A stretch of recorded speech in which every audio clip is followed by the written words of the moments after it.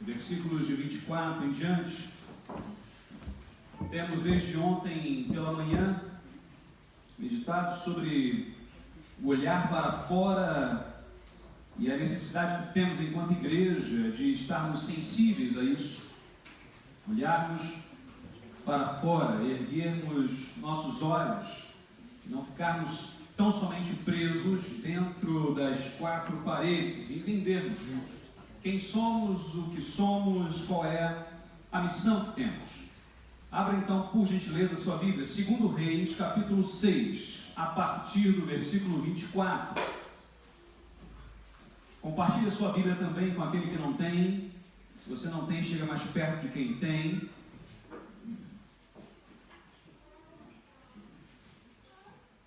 E nessa manhã ainda, a meditar sobre esta temática de olhar para fora, quero abordar sobre o tema que é tempo de boas notícias. É tempo de boas notícias. Diz assim a palavra do Senhor: algum tempo depois, Ben-Hadad, rei da Síria, mobilizou todo o seu exército e cercou Samaria. O cerco durou tanto e causou tamanha fome que uma cabeça de jumento chegou a valer 80 peças de prata e uma caneca de esterco de pomba 5 peças de prata. Um dia, quando o rei de Israel inspecionava os muros da cidade, uma mulher gritou para ele: socorro, majestade! E o rei respondeu: se o Senhor não socorrê-la, como poderei ajudá-la? Acaso há trigo na eira ou vinho no lagar? Contudo, ele perguntou: qual é o seu problema? E ela respondeu: esta mulher me disse: vamos comer o seu filho hoje e amanhã comeremos o meu. Então cozinhamos o meu filho e comemos. Mas no dia seguinte eu disse a ela que era vez de comermos o seu filho, mas ela o havia escondido. Quando o rei ouviu as palavras daquela mulher, rasgou as próprias vestes. Como estava sobre os muros, o povo viu que ele estava usando pano de saco por baixo junto ao corpo.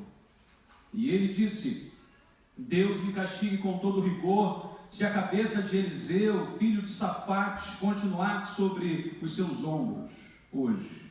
Ora, Eliseu estava sentado na sua casa, reunido com as autoridades de Israel. O rei havia mandado um mensageiro à sua frente, mas antes que ele chegasse, Eliseu disse às autoridades: aquele assassino mandou alguém para cortar minha cabeça? Quando o mensageiro chegar, fechem a porta e mantenham-a trancada. Vocês não estão ouvindo os passos do que o seu senhor vem atrás dele? Enquanto ainda estava a falar, o mensageiro chegou e na mesma hora o rei disse: esta desgraça vem do Senhor, porque devo ainda ter esperança no Senhor? Agora, a partir do capítulo 7, a partir do versículo 1, diz: Eliseu respondeu: ouçam a palavra do Senhor. Assim diz o Senhor: amanhã, por volta desta hora, na porta de Samaria, tanto uma medida de farinha como 2 medidas de cevada serão vendidas por 1 peça de prata. O oficial em cujo braço o rei estava se apoiando disse ao homem de Deus: ainda que o Senhor abrisse as comportas do céu, será que isso poderia acontecer? Mas Eliseu advertiu: você o verá com os próprios olhos, mas não comerá coisa alguma. Havia 4 leprosos junto à porta da cidade. Eles disseram uns aos outros: por que vamos ficar aqui esperando a morte? Se resolvermos entrar na cidade, morreremos de fome, mas se ficarmos aqui, também morreremos. Vamos, pois, ao acampamento dos arameus para nos render. Se eles nos pouparem, viveremos. Se nos matarem, morreremos. Ao anoitecer, eles foram ao acampamento dos arameus. Quando chegaram às imediações do acampamento, não havia ninguém ali, pois o Senhor tinha feito os arameus ouvirem um ruído de grande exército com cavalos e carros de guerra, de modo que disseram uns aos outros: ouçam o rei de Israel, ele contratou os reis hititas e egípcios para nos atacar. Então, para salvar suas vidas, fugiram ao anoitecer, abandonando tendas, cavalos, jumentos, deixando o acampamento como estava. Tendo chegado às imediações do acampamento, os leprosos entraram numa das tendas, comeram, beberam, pegaram a prata, o ouro, as roupas e seguiram para esconder tudo. Depois voltaram, entraram em outra tenda, pegaram o que quiseram e esconderam isso também. Então disseram uns aos outros: não estamos agindo certo. Este é um dia de boas notícias e não podemos ficar calados. Se esperarmos até o amanhecer, seremos castigados. Vamos imediatamente contar tudo ao palácio do rei. Então foram e chamaram as sentinelas da porta da cidade e lhes contaram: entramos no acampamento arameu e não vimos nem ouvimos ninguém. Havia tão somente cavalos, jumentos amarrados e as tendas abandonadas. As sentinelas da porta proclamaram a notícia e ela foi anunciada dentro do palácio. O rei se levantou de noite e disse aos seus conselheiros: eu lhes explicarei o que os arameus planejam. Como sabem que estamos passando fome, deixaram o acampamento e se esconderam no campo, pensando: com certeza eles sairão e então os pegaremos vivos e entraremos na cidade. Um de seus conselheiros respondeu: manda que alguns homens apanhem 5 dos cavalos que restam na cidade, e o destino desses homens será o mesmo destino de todos os israelitas que ficarem, sim, como toda esta multidão condenada. Por isso, vamos enviá-los para descobrir o que aconteceu. Assim, que prepararam os 2 carros de guerra com seus cavalos, o rei os enviou atrás do exército arameu, ordenando aos condutores: vão e descubram o que aconteceu. Eles seguiram as pegadas do exército até o Jordão e encontraram todo o caminho cheio de roupas, armas, que os arameus haviam deixado para trás enquanto fugiam. Os mensageiros voltaram e relataram ao rei. Então o povo saiu e saqueou todo o acampamento dos arameus. Assim, tanto uma medida de farinha quanto 2 medidas de cevada passaram a ser vendidas por 1 peça de prata, conforme o Senhor tinha dito. Ora, o rei havia posto o oficial em cujo braço se tinha apoiado como encarregado da porta da cidade, mas quando o povo saiu, atropelou-o junto à porta e ele morreu, conforme o homem de Deus havia predito quando o rei foi à sua casa. É tempo de boas notícias. Vamos orar? Ó Deus, obrigado, porque até aqui o Senhor já tem falado aos nossos corações e já ouvimos a Tua voz e entregamos a Ti o nosso louvor, ó Pai, e pedimos que o Senhor aceite, porque é de coração. Nesse momento ainda abra os nossos corações, nossas vidas, para que ouçamos a Tua palavra e ao ouvirmos a Tua palavra sejamos despertados e haja nesta manhã salvação, edificação, despertamento. Ó Deus, que estejamos sensíveis para olhar para fora. Oramos em nome de Jesus. Amém, Senhor. Eu não sei se aqui há um ditado que lá no Brasil existe, que diz o seguinte: má notícia chega depressa. Alguns lá no interior vão dizer que má notícia chega a cavalo, né?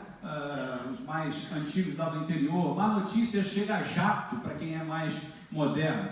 É interessante que parece que as más notícias correm mais rápido do que as boas notícias. Eu não sei se você já teve que fazer algum dia uma cirurgia. E aí, quando você vai fazer uma cirurgia, você compartilha com alguém: eu estou programado para fazer uma cirurgia. Eu conheço alguém que fez. Morreu. Normalmente é assim, né? São sempre coisas que vêm para tirar o nosso ânimo, né? Não nos animam nem um pouco. Parece que as notícias, as histórias de desgraça, elas sempre chegam mais rápido.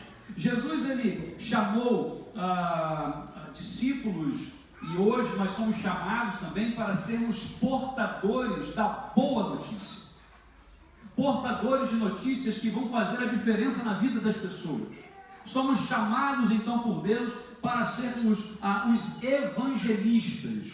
A palavra evangelho, ela vem de duas palavras gregas, que significa euangelion. Eu significa bom, boa, e angelion é a mesma palavra que dá origem a anjo, que é mensageiro, mensagem. Ou seja, evangelho significa literalmente boa mensagem, boa nova, boas novas. Nós não falamos isso? As boas novas do evangelho é quase que uma redundância, porque evangelho já é boas novas. Nós somos chamados para sermos os portadores do evangelho, da boa notícia, de que há esperança, de que há salvação, de que há possibilidades.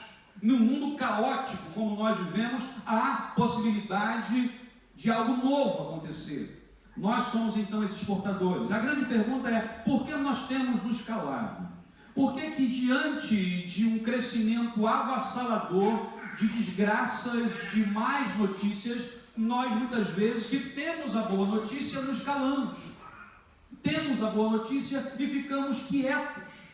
Portanto, hoje essa mensagem também é para mim.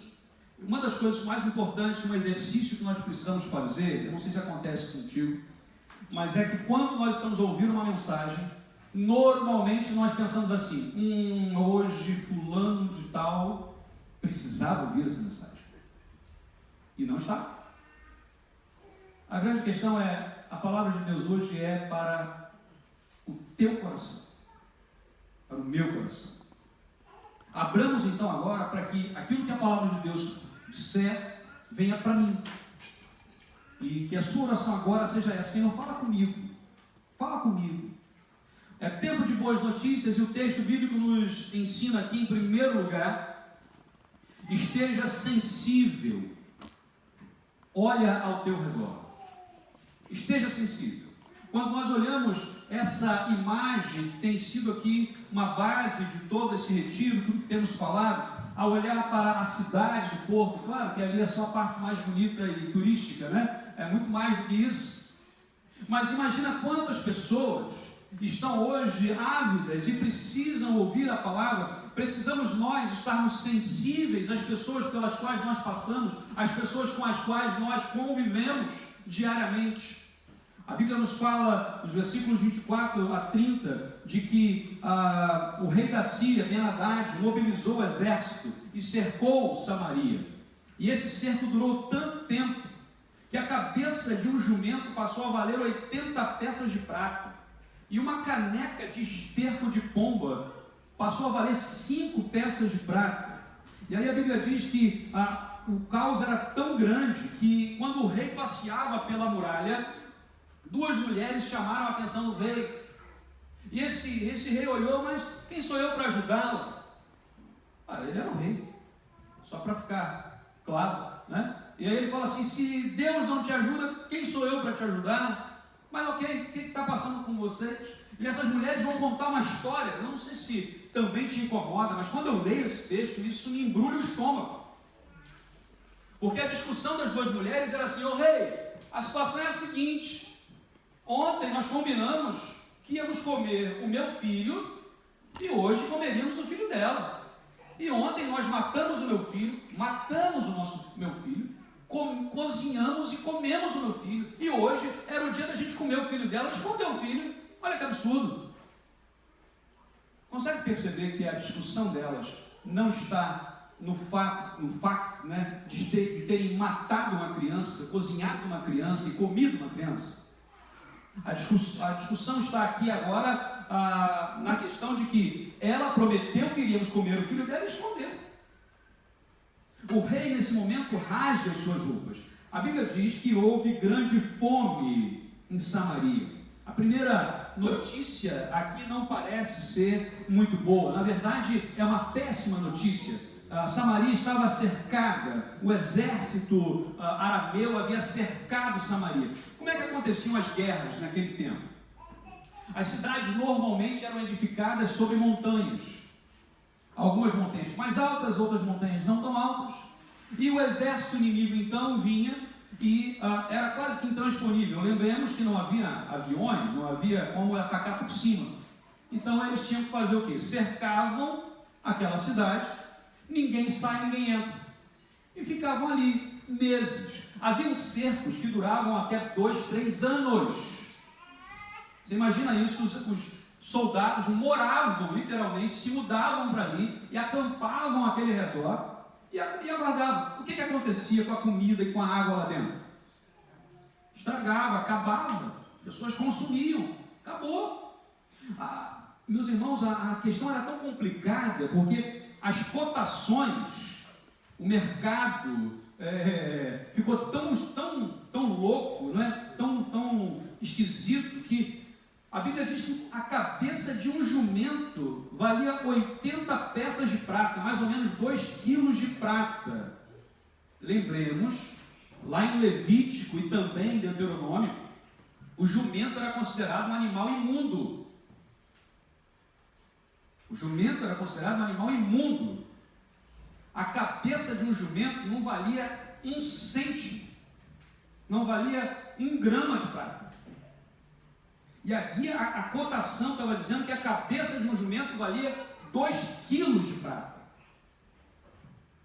Como que os parâmetros da nossa vida, os parâmetros da sociedade, muitas vezes são invertidos. Aquilo que não tem absolutamente nenhum valor passa-se a ter valor demais. Nós muitas vezes damos valor demais àquilo que não tem valor e não damos valor àquilo que tem valor. Vivemos exatamente nesse tipo de sociedade como naquele momento havia, porque há ainda hoje um cerco ao nosso redor e há uma batalha sendo acontecer. A Bíblia também diz que 5 peças de prata valia uma caneca de esterco de pombo. Gente, meio litro de esterco de pombo valia 5 peças de prata. É um negócio que não dá para entender. Não havia comida, só havia desespero. Vamos comer o seu filho, amanhã comemos o meu. O nível chegou a uma questão tão complicada que os padrões éticos, os padrões morais se foram. Os padrões de dignidade humana se foram. Quando vamos a lugares, e não precisamos ir tão longe assim, onde vemos como que o ser humano, à medida que vai passando o tempo e à medida que as situações acontecem, ele vai perdendo a sua humanidade.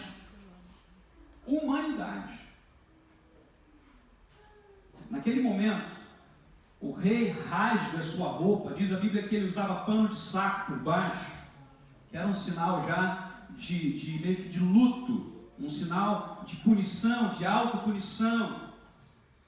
John Stott escreveu um livro intitulado Ouça o Espírito, Ouça o Mundo. Queremos ouvir o Espírito de Deus, o que Deus está dizendo hoje para a nossa época, para a nossa geração, para o nosso tempo, para as nossas vidas hoje. Vamos ouvir o que esse mundo está dizendo. Porque muitas vezes, enquanto igreja, nós estamos discutindo, me perdoem a expressão, o sexo dos anjos. Estamos discutindo coisas que ninguém está perguntando. Estamos discutindo coisas que não são relevantes mais. As pessoas não falam mais sobre isso, mas nós, enquanto igreja, muitas vezes, de forma anacrônica, ainda discutimos coisas que ninguém mais diz. E eu não estou falando aqui das verdades essenciais do Evangelho, não é isso. Mas muitas vezes de temas teológicos que foram pauta no século XV, mas hoje já não são. Foram pauta no século XIX, mas hoje já não são. Vivemos hoje em um mundo globalizado, que nós hoje estamos aqui, muitas vezes fazendo uma live. Olha aí, o negócio agora está chique, né? A gente faz uma live, o mundo inteiro tem acesso àquilo online. É nesse mundo que vivemos, o que nós instalamos o dedo aqui, na América do Sul, na América do Norte, na Índia, na Rússia, em Moçambique, na Romênia. Todos ouviram o estalar do dedo? Vivemos nesse tempo. Como igreja, qual é a resposta que nós estamos dando nesse tempo? As boas notícias precisam ser anunciadas em tempo de desespero. As pessoas hoje estão desesperadas, sem esperança. E falta alguém, e talvez sejamos nós, você e eu, a falarmos isso. Mas para isso, precisamos estar sensíveis aos retratos dessa realidade. Aquelas duas mulheres perderam a sensibilidade. O próprio rei perdeu a sensibilidade. Aquela população que estava agora comprando uma cabeça de jumento por 80 ciclos de prata, por 2 quilos de prata, perdeu a noção da realidade. É tempo de sensibilidade. Em segundo lugar, é tempo de boas notícias. Reveja a tua visão. Diz o texto bíblico, versículo 31 e depois versículos de 1 e 2 do capítulo 7. E ele diz: Deus me castigue com todo rigor, se amanhã a cabeça de Eliseu, filho de Safate, continuar sobre seus ombros. Ora, Eliseu estava sentado em sua casa, reunido com as autoridades de Israel, e o rei havia mandado mensageiro à frente. Meus irmãos, a cabeça de Eliseu. A primeira atitude do rei foi de colocar a culpa em alguém. Ontem falávamos sobre isso aqui durante uma das sessões do nosso retiro. Normalmente, quando acontece algo em nossa vida que não é bom, nós queremos logo achar um culpado. Porque a nossa essência humana é assim, a gente tenta tirar o foco e colocar em outra coisa, para que não vejam a nossa miséria, para que não vejam que o erro foi meu, então eu erro, mas tem alguém que erra mais do que eu. Então olha para lá, não olha para mim. E a gente começa então a ter esse tipo de comportamento, de parâmetro. O rei rasgou a roupa, em sinal ali, era um sinal de arrependimento, mas a sua fala não tem nada a ver com arrependimento. O rei tinha perdido a visão. O rei joga a culpa da sua miséria em Eliseu. E aí, em vez de arrependimento, no seu coração só tinha ódio. Em vez de cuidado com o próximo, no seu coração só tinha desejo de vingança. O rei perdeu a visão. O rei perdeu a visão. Como dar boas notícias se não enxergamos que Deus está zelando por todas as coisas? Porque muitas vezes, quando nós vamos assim, dê uma boa notícia, é difícil lembrar. Agora, dê uma má notícia. Quantas? 5 ou 10? E nós muitas vezes valorizamos demais as más notícias, quando deveríamos valorizar as boas. Ainda que o Senhor, e essa frase nesse texto é muito forte, que é a palavra do servo. Quando Eliseu fala assim, pode ficar tranquilo, amanhã cevada, trigo, vai ser vendida por 1 ciclo de prata. As cotações que hoje estão de um lado, amanhã estarão de outro. A palavra do servo foi a seguinte: ainda que o Senhor abrisse as comportas do céu, será que isso poderia acontecer? A palavra do servo do rei foi de alguém também sem visão, talvez contaminado pelo rei que não tinha visão, que havia perdido a visão. O servo também começa nessa vertente sem visão. Não houve reconhecimento do pecado, mais uma vez, de quem é a culpa. E aí o texto bíblico vai dizer: amanhã, uma medida de farinha, 2 medidas de cevada serão vendidas por 1 ciclo de prata. Quanto estava sendo vendida a cabeça de um jumento? Me ajuda? Uma cabeça de jumento? 80 ciclos. Imagina quanto que era 1 quilo de farinha nessa época? Nesse momento, nessa cotação, 1 quilo de farinha deveria ser, 3.000 ciclos, um negócio assim. Eliseu diz assim: amanhã 1 quilo de farinha, 2 de cevada vai estar vendido por 1 ciclo de prata. 1 ciclo de prata. Alguns gramas, poucos gramas de prata. E aí a palavra do servo é: nem se Deus abrir as comportas do céu, esse negócio não vai acontecer. Essa coisa não acontece porque isso é impossível de acontecer. E a Bíblia diz que acontece. Aquilo que era impossível vai acontecer. Quando eu lembro de perda de visão, eu não lembro de alguém que era cego de nascença, por exemplo, mas eu me lembro de Pedro, no Monte da Transfiguração. Porque todas as vezes que Deus faz alguma coisa muito espetacular na nossa vida, temos que tomar um cuidado para não perder a visão, não perdermos a visão. Lembra de quando Pedro estava lá no Monte da Transfiguração, e ele vai dizer o quê? Vamos fazer uma tenda aqui, uma para o Senhor, vamos fazer uma tenda para Elias, vamos ficar aqui. Moisés, Elias, está todo mundo aqui, vamos ficar aqui, está bom demais aqui em cima. E aí Jesus falou: não, vamos descer o morro. E quando eles descem, a primeira coisa, tinha um jovem lunático, Jesus cura. E a multidão faminta, Jesus vai lá. E a multidão... Imagina como é bom ficar lá em cima na montanha, na transfiguração, como é bom ver a glória de Deus, mas embaixo há uma multidão sendo perdida. Não podemos perder a visão de que estamos aqui como um farol, iluminando pessoas, para que não se destrocem nas pedras, nas rochas, e vão para o abismo, para o fundo. Para levar as boas notícias, é preciso ter visão, resgatar a visão.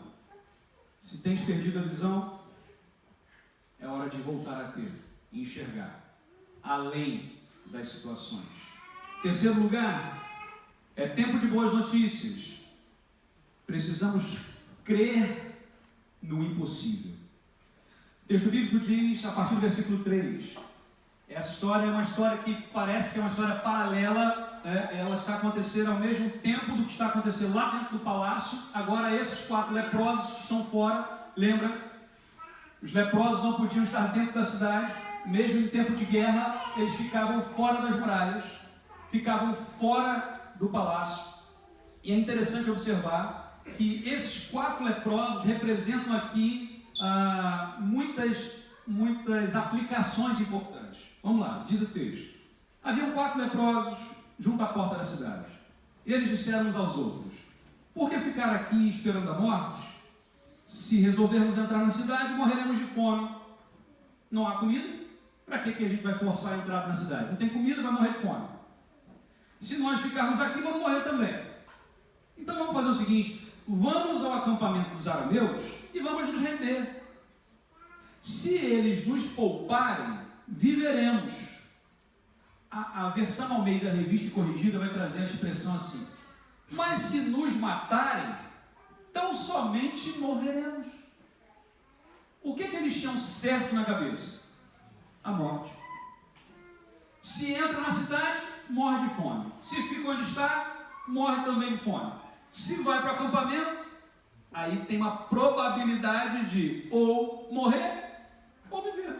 Então vamos lá, não temos nada a perder. Quantas pessoas hoje vivem assim? Não tenho nada a perder. Eu vou tentar fazer. Se der, Deus. Se não der, eu morro. Parece que não há esperança. Ao anoitecer, eles foram. E essa história é fantástica, porque Deus, enquanto o rei tinha perdido a visão, enquanto o servo do rei também não enxergava um palmo à frente do nariz, enquanto toda a população havia perdido a sensibilidade do que Deus podia e estava fazendo naquele momento, Deus já havia providenciado a solução. Porque o exército arameu já tinha ouvido um barulho, ouviram um barulho como se fosse um grande exército e falaram assim: ó, o rei de Israel contratou outros reis e estão vindo para cá, vão embora. E vai com tudo. E deixa tudo para trás. Tudo fica para trás. Lembra? Eles já estavam ali há meses.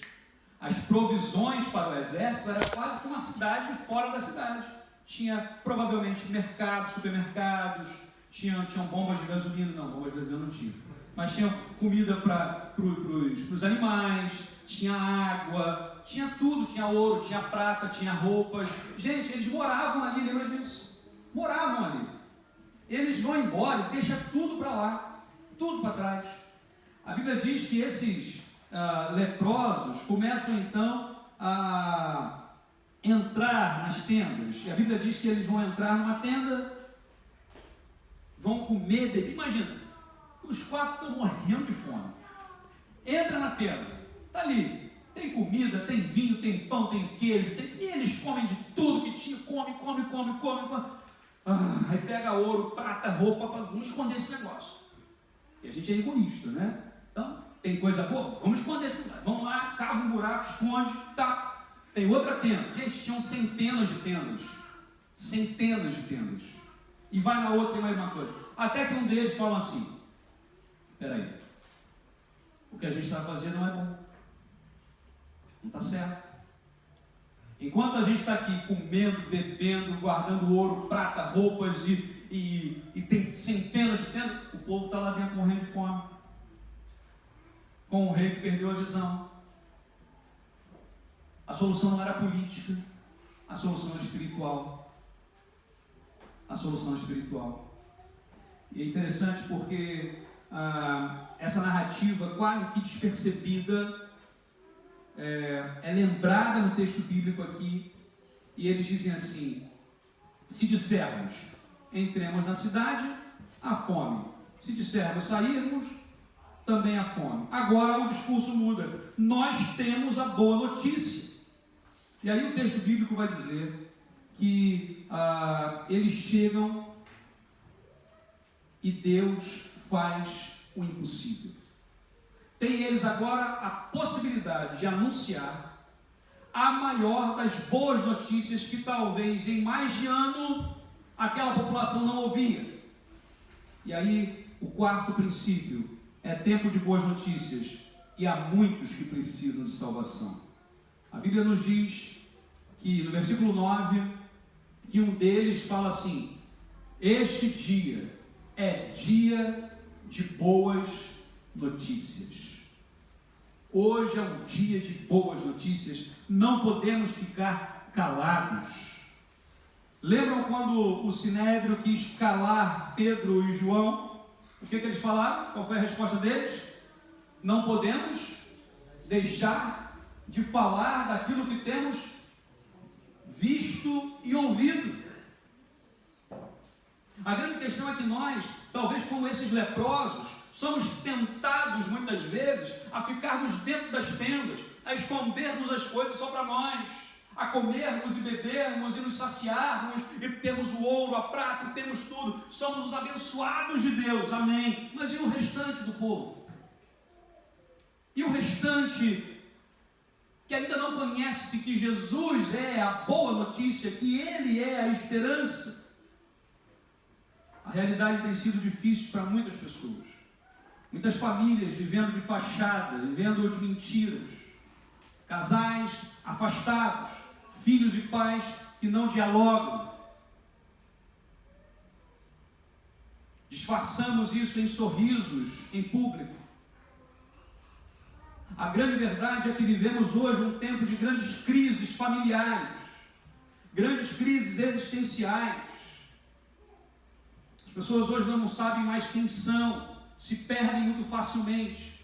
O brilho deste mundo muitas vezes confunde a cabeça. E nós que temos a luz de Cristo precisamos brilhar mais forte. O mundo politicamente correto é difícil demais, porque é um mundo hipócrita e as pedras estão clamando. A grande verdade é que aqueles homens, os 4 leprosos, da onde menos se esperava, porque nós esperávamos a solução vindo da onde? Do rei. Lembra que o rei estava lá andando sobre a muralha, sem perspectiva, sem esperança, sem saber nada. E Eliseu estava fazendo o quê? Em casa, reunido com quem? Com as autoridades do povo. Quem é que devia estar reunido com as autoridades? Era o rei. Ele que devia estar discutindo quais as probabilidades, quais as ações que vamos tomar, mas ele estava lá, perdido. Se hoje você tem andado sobre as muralhas, meio que perdido, sem saber para onde vou, constatando as misérias do mundo, sem saber dar uma resposta, Vamos olhar para os 4 leprosos. Jesus Cristo gostava muito de encontrar com um leproso, né? Leproso, normalmente, a lei dizia que quando, mais ou menos a 15, 20 metros de distância, uma pessoa chegava perto de um leproso, o leproso precisava bagunçar o cabelo, rasgar a roupa e gritar de longe: eu sou leproso, não se aproxime. Humilhante. Jesus frequentemente se encontrava com leprosos, e eu não acho que é por acaso, porque não existe acaso, e Jesus trazia dignidade a essas pessoas. A improbabilidade é de que 4 leprosos têm a boa notícia para salvar toda uma cidade. Então, por menos capazes que nós achemos que somos, é Deus quem capacita, porque foi Ele que fez o barulho, foi Ele que venceu o exército sem uma espada se levantada, foi Ele que deu a provisão, e aquilo que era impossível, que o servo do rei disse que nem se abrir as janelas do céu vai ter essa cotação que está dizendo. No dia seguinte, na mesma hora que o Eliseu, o profeta, tinha dito, quanto que valia um saco de farinha, 2 sacos de cevada e um ciclo de prata? Alguém mais lembrava de jumento nessa hora? Ninguém mais. A era do jumento passou. Ninguém mais lembrava. Vivemos hoje um tempo onde as pessoas precisam dessa mensagem. A igreja compartilha o Evangelho, vive o Evangelho, e nós precisamos ser sinaleiros para o céu. As pessoas precisam olhar para nós e enxergar um direcionamento para o céu, saber que há esperança. Há esperança. Estejamos sensíveis. Olhe ao seu redor. Percebe agora quem é que ao seu redor precisa de Jesus. Talvez a sua própria vida. Esteja sensível à sua vida mesmo, ao teu coração. Segundo, cuida da tua visão espiritual. Se temos perdido a visão, se temos nos tornado insensíveis, normalmente perdemos a visão. A visão maior de que é Jesus, a esperança desse mundo. Terceiro, dependa somente de Deus. Dependa de Deus. Nem se abrir as comportas do céu. Sim, sim. Qual é a probabilidade? É 0, mas diante de Deus é tudo. Deus é capaz de transformar aquilo que nós achamos impossível. Ontem eu citei o Dr. John Haggai em uma das sessões e falei o seguinte, é uma frase que ele diz, que aquilo que é difícil nós fazemos imediatamente. Aquilo que é impossível demora um pouco mais. É só termos a noção de que para Deus não há impossíveis. Talvez hoje você viva uma situação na sua família, na sua casa, uma situação de relacionamento, uma situação de saúde talvez, que você diga assim, não há mais esperança, eu tenho vivido dias sem esperança, isso tem sido difícil demais. Mas não fique apenas preso a essa questão. Erga os olhos e veja, Deus está agindo para além da muralha. Deus está agindo agora além do que nós possamos perceber. E quando percebermos o que Deus está fazendo, é hora de anunciar a boa notícia. Anuncie as boas novas. Hoje podemos nos entregar a Cristo. E se você ainda não fez isso, faça. Receba a salvação que vem de Jesus. Também podemos compartilhar a boa nova do Evangelho, porque é tempo de boa notícia. Precisamos olhar para fora, erguer os olhos e olhar para fora. Feche seus olhos nesse momento. Coloca a tua vida diante do Senhor. Diante de Deus nesse momento. Temos tantas dificuldades, passamos por tantas lutas. E uma das coisas que precisamos aprender é, nós não mensuramos a dor do outro.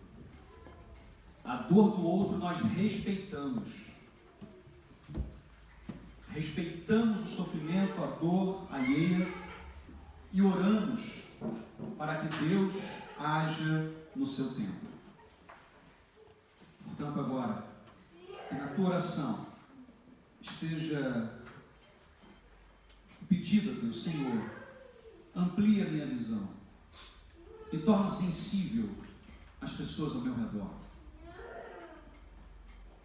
E me faz um anunciador de boas notícias.